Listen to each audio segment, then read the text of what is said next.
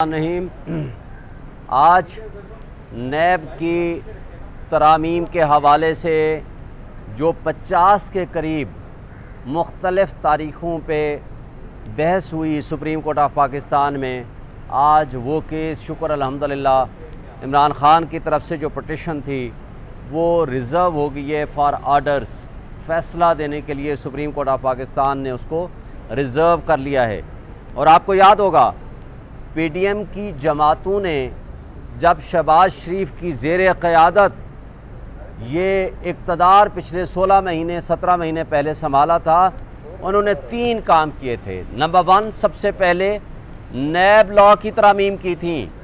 क्योंकि उन्होंने जो उनका लॉ मिनिस्टर था वो शख्सियत थे जो शरीफ फैमिली के वकील थे। उन्होंने अपने अपने सब मुकदमात सामने रखे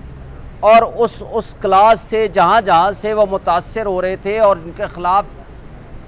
मुकदमा स्ट्रांग हो सकता था और सज़ा हो सकती थी, उस हिसाब से उन्होंने नैब के अंदर तरामीम कर दी। और उनको वाहिद पॉलिटिकल पार्टी वो है जो इमरान ख़ान और पीटीआई, उन्होंने इसको चैलेंज किया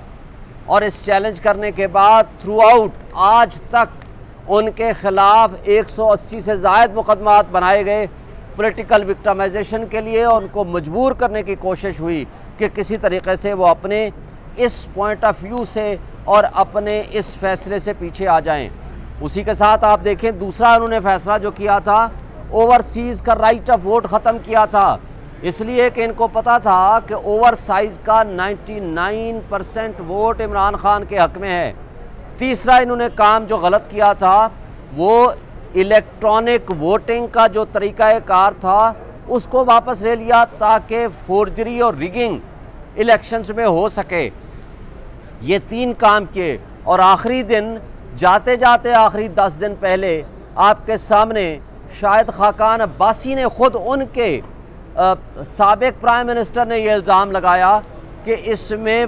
15 से 25-30 करोड़ के दरमियान रिश्वतें लेके यूनिवर्सिटी के चार्टर पास कराए गए और उन्होंने वो कानून साजी की, जुमा बाज़ार लगाया, जिससे लोगों के बुनियादी हुकूक मुअत्तल हुए। लेकिन आज मैं समझता हूँ कि करप्शन हमारे मुल्क का सबसे बड़ा कैंसर है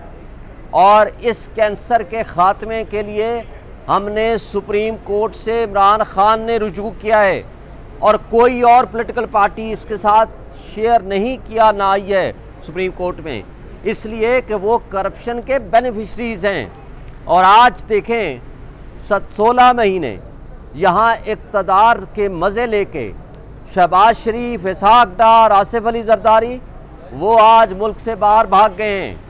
क्यों? इसलिए नज़र आ रहा है कि जाते जाते इनकी अपनी मुस्लिम लीग नून की साबिक़ MPA जुगनू मोहसिन कहती है कि 1-1 अरब रुपया इनको आखिरी दिनों में दे दिया गया हर MNA को, ताकि वो आगे अपने इलेक्शन की तैयारियां करें, जो कि 332 बिलियंस बनते हैं। 332 बिलियंस का इस तरह हवा में उड़ाया जाना, ये सारी चीज़ें शो करती हैं कि इस पाकिस्तान को, कौम को डिफ़ॉल्ट के करीब पहुंचाने वाले ये लोग थे।